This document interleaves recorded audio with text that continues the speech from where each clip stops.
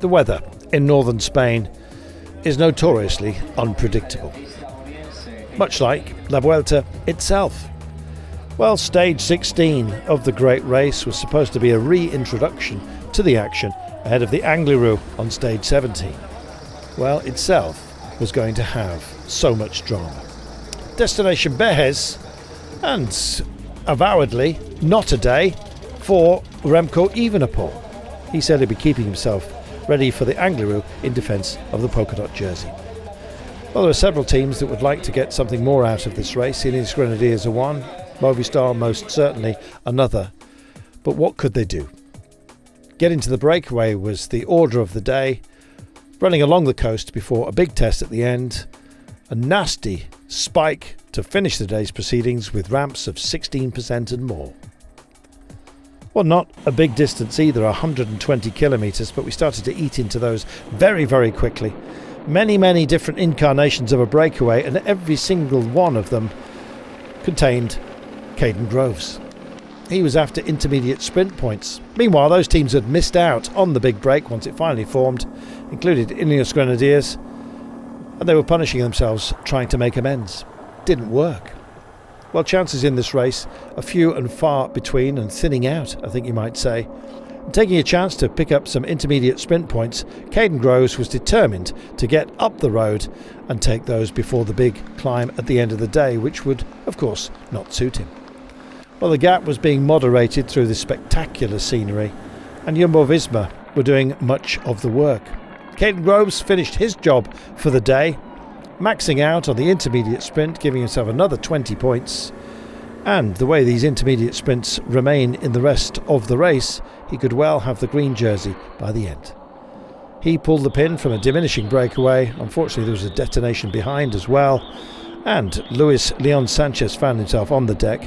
A man retiring at the end of the season. He did come home on the bike today, you'll be pleased to know. Well, the mountain beckoned, and indeed once we came to the final turn onto the climb itself, just 4.8 kilometres, but 14% right at the very beginning, and then 16% the last 2 kilometres of the climb. Jumbo-Visma now in control. Now the breakaway had been found, but who would it be to break for the horizon? Jonas Vingegaard, leaving Sepp Kuss and Primož Roglic in his wake, and indeed the gap was outstanding. He just kicked on. Any signs of fatigue he may have been displaying in this race from the Tour de France seemed to be a thing of the past. Nearest man to him, Finn Fisher-Black. Brave effort by UAE Team Emirates, but much of the other favourites were riding home together. Well, the likes of Ayuso and also João Almeida were probing, testing, but the man who was passing every single test was Jonas Vingegaard. His determination was to honour Nathan van Hooijdonk, who'd suffered an accident in the morning, as news filtered through that his condition was a lot better. Then the emotions perhaps were evening out a little. Roglic kicked on as well. He checked over his shoulder to see where Sepp Kuss was. The answer was at a gap. Vingegaard crossed the line to take the win, brilliantly so. Finn Fisher-Black closest to him. Other good finishers, including Wout Poels, who'd had a fabulous final ramp. But it was all about whether the lead of the race would change. Primož Roglic himself was trying to find time.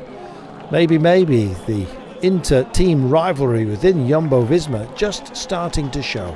Roglic coming across the line, giving a quick check over his shoulder to see where Sepp Kuss was, and the answer was a further 4 seconds behind. So the gap between Vingegaard, Roglic and Sepp Kuss narrowing on the day.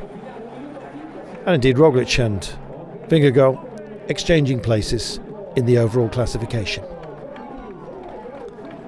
Another stage win for Vingegaard. He gave Sepp Kuss a cuddle. No apologies, none asked for either. Vingegaard winning ahead of Finn Fisher-Black, Wout Poels, Stora, Ayuso, Mas, Vlasov, Roglic, Landa and Sepp Kuss rounding out the top 10, finishing 1 minute and 5 down, plus of course those bonus seconds factored in as well. It means Sepp Kuss still leads this race, but with some serious climbing days to come. His margin of advantage is only 29 seconds over Vingegaard and 1 minute and 33 over Roglic. Ayuso possibly thinking about a podium, and Mas likewise. And so, what of tomorrow? Well, the Angliru, always causes some nerves, and no surprise. And just look at the day. Maybe a gentle introduction, but the peaks that we have and the troughs that lead to our finale are magnificent. The Colla d'Iella, the Caudal and the Angliru itself await on stage 17.